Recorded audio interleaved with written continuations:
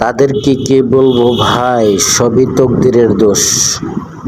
বিষয়টা হচ্ছে, নামাজ শেষে একটা মুসল্লি বসে থাকে না, যার যার মতো ছুটাছুটি করে চলে যায়।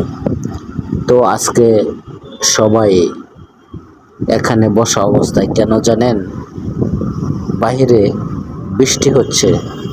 এই বৃষ্টি হওয়াতে তারা সবাই অবস্থান করছে মসজিদেই, যে জায়গায় আসিল সেই জায়গায়। কিন্তু দেখেন, দলে দলে গোল মিটিং করে দুনিয়াবি কত আলাপ চলতেছে।